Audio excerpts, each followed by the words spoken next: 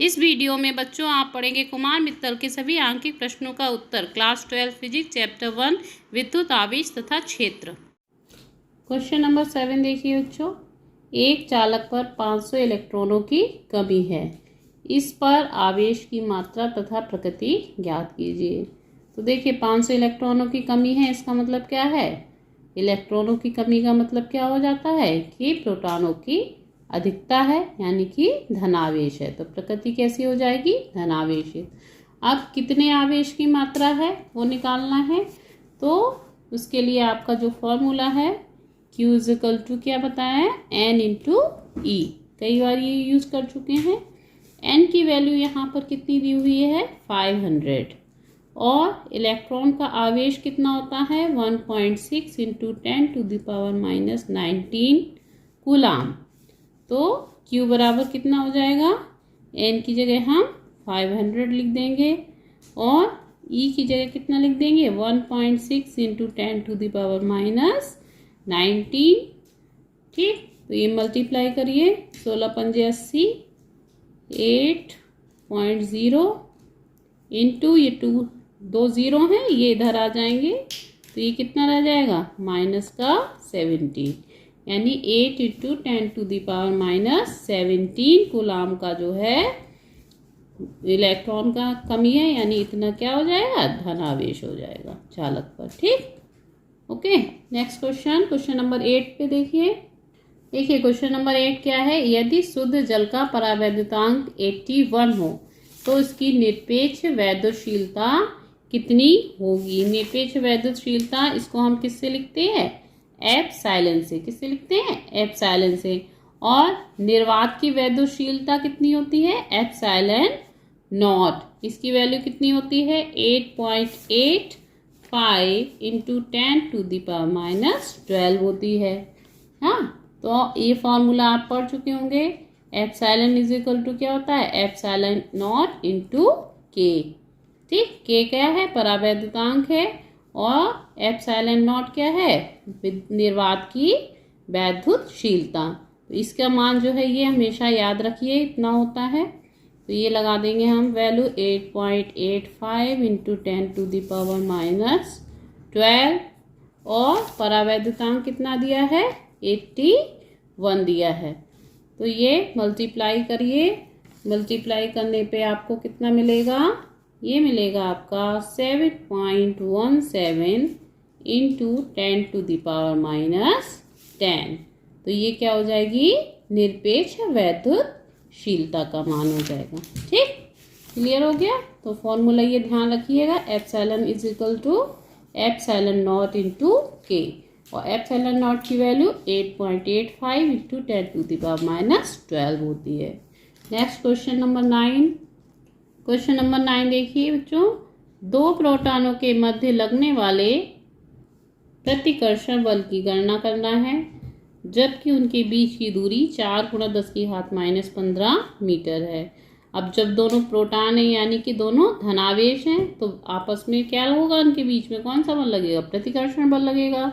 प्रतिकर्षण बल निकालने के लिए हम कूलाम के नियम का फॉर्मूला यूज करते हैं। क्या होता है? F is equal to 1/4πε0 Q1 Q2/r², है ना। अब प्रोटॉन है, प्रोटॉन पे आवेश कितना होता है? 1.6 इंटू 10⁻⁻19। 1/4πε0 की वैल्यू कितनी होती है? 9 × 10⁻9। Q1 की वैल्यू कितनी होगी? 1.6 इंटू 10⁻⁻19। Q2 की वैल्यू भी 1.6 इंटू 10⁻⁻19। और बटे में क्या है? r²। r का मान कितना दिया है? 4 × 10⁻⁻15। तो इसको हम क्या करेंगे? 2 बार लिख देंगे। ठीक है, -15। ठीक, इससे ये कट गया 10⁻⁻4 बार। इससे ये कट गया 10⁻⁻4 बार। ठीक है, और पॉइंट हटा के हमने जो है ये आपका क्या कर लिया? 1 0 आया, ये पॉइंट हटाया 2 0 आया। 4 से इसको काटिए, 4 चौक 16, 4 से ये 4 कट गया। अब कितना रह गया, 9 इंटू 16, है ना। ये देखिए 9 इंटू 16 और ये पावर 9 ये है, -4 का मतलब -8 ये हो गई। अपॉन में क्या आ गया, 100 आ गया। तो ये आपका कितना हो गया, 144 इंटू ये रह गया 10/100। 0 से 0 कट गया, पॉइंट यहाँ आ जाएगा 14.4 न्यूटन। इतना जो है बल लगेगा उनके प्रोटॉनों के बीच में। ठीक है, नेक्स्ट क्वेश्चन देखिए। Next question number 10। एक बार में यूरेनियम 238 परमाणु अल्फा कण उत्सर्जित करता है। यदि किसी क्षण अल्फा कण विकटित परमाणु के केंद्र से इतनी मीटर की दूरी पे हो तो अल्फा कण पर कितना बल कार्य करेगा। यानी 12 यूरेनियम 238 का एक परमाणु है, उससे एक अल्फा कण निकल रहा है और कुछ दूरी पे जाके स्थिर हो जा रहा है, तो उस अल्फा कण पर कितना बल कार्य करेगा, ये हमें निकालना है। क्वेश्चन 2-3 बार पढ़िए तो आपको अच्छे से क्लियर हो जाएगा। ठीक है, तो हम क्या लिखते हैं, पहले 92 यूरेनियम 238, इससे अल्फा कण निकला। अल्फा कण का मतलब क्या होता है, हीलियम नाभिक 2He4 जिसमें जो है 2 प्रोटॉन और 2 न्यूट्रॉन हो। यानी इस पे आवेश कैसा होता है, प्लस का 3.2 इंटू 10⁻⁻19 का आवेश होता है। 2 गुणा 1, 2 प्रोटॉन का मतलब क्या हो गया, 2 गुणा 1.6 गुणा 10⁻−19 यानी कि 3.2 इंटू 10⁻⁻19 का प्लस आवेश। इतना आवेश निकल गया, यानी इस पे कैसा आवेश रह गया, इतना ही ऋण का आवेश रह गया, क्योंकि ये पहले क्या था, न्यूट्रल था। तो जब इससे प्लस आवेश निकल गया तो इस पे इतना ही माइनस का आवेश रह गया। ठीक, अब दूरी बीच की कितनी है इनकी, 9 गुणा 10⁻−15 मीटर की दूरी है। ठीक, यानी ये दूरी मालूम है, ये आवेश Q1 मालूम है, आवेश Q2 मालूम है, तो इनके बीच का जो है आप बल निकाल सकते हैं कूलाम के नियम से। कूलाम का नियम क्या कहता है, F बराबर 1/4πε0 Q1 Q2/r² होता है। ठीक है, तो ये आपका 1/4πε0 की वैल्यू कितनी होती है, 9 गुणा 10⁻9। Q1 का मान कितना है, 3.2 इंटू 10⁻⁻19 और Q2 का मान कितना है, ये भी 3.2 इंटू 10⁻⁻19 है। एक प्लस एक माइनस अपॉन r², यहाँ r² होगा। ठीक है, r² होता है, तो ये r की वैल्यू कितनी है, 9 गुणा 10⁻15। स्क्वायर का मतलब इसको हम 2 बार लिख देंगे, -15। ठीक है, 9 से 9 कट जाएंगे। ठीक, अब ये ऊपर आपका कितना रह गया, 3.2 इंटू 3.2, पावर जो है सारी एक साथ लिख दें। ये देखिए प्लस की 9 है, ये माइनस की 19 है, तो ये -10 रह जाएगी, -19 ये कितना हो जाएगा, माइनस का 29 हो जाएगा।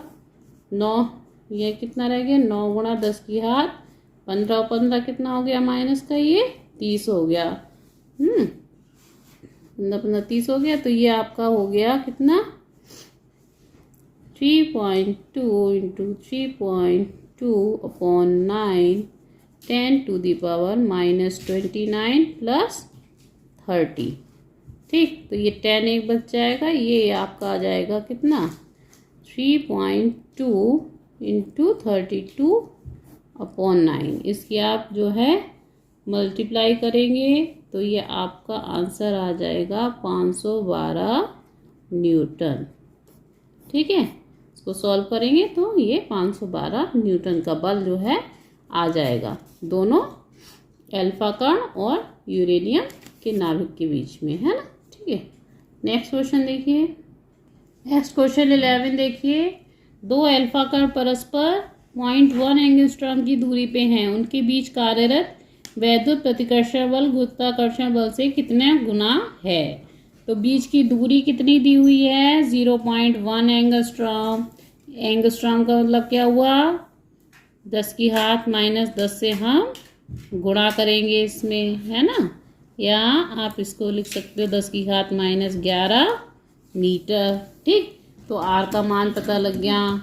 अब वैद्युत प्रतिकर्षण बल और गुरुत्वाकर्षण बल दोनों का अनुपात पूछा है ना। तो पहले हम वैद्युत प्रतिकर्षण बल इसको हम लिख लें एफ ई बराबर क्या होगा, कूलाम का नियम लगाएंगे 1/4 pi epsilon naught Q1 Q2 upon are square.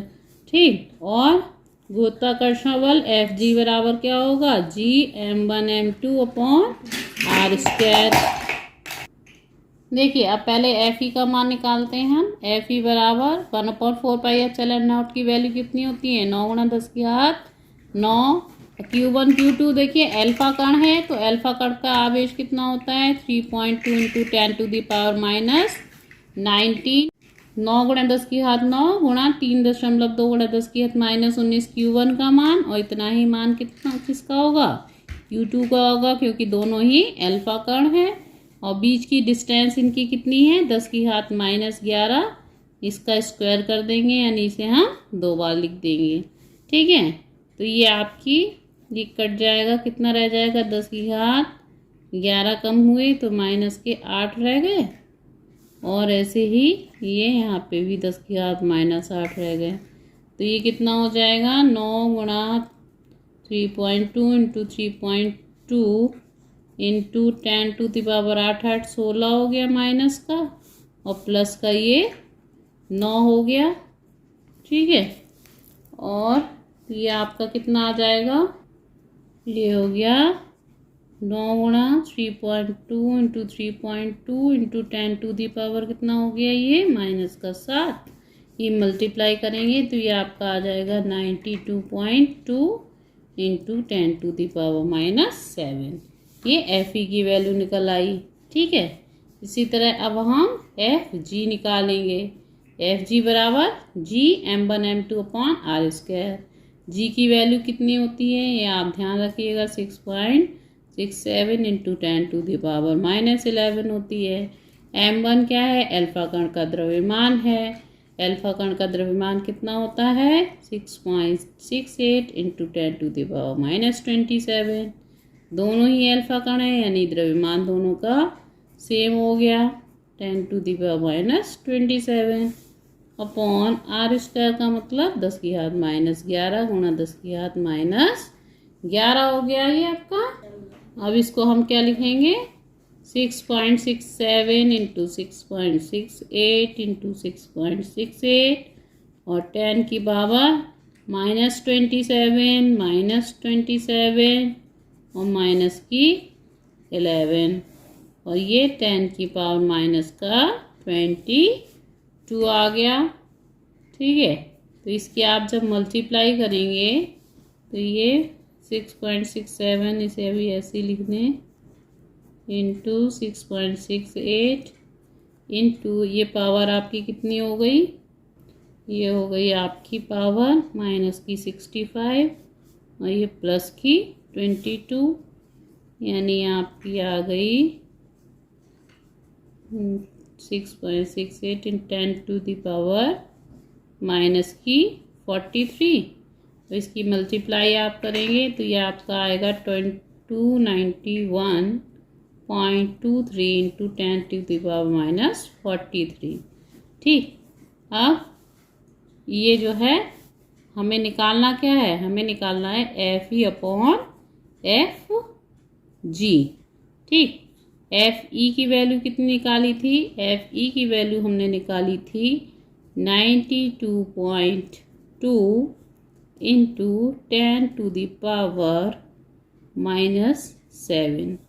ठीक, और इसकी वैल्यू कितनी निकाली हमने 291.23 इंटू 10⁻⁻43। ठीक, इसे आप सॉल्व करेंगे या आपका आ जाएगा 3.158 इंटू 10⁻35। ये इसका आपका आंसर आ जाएगा।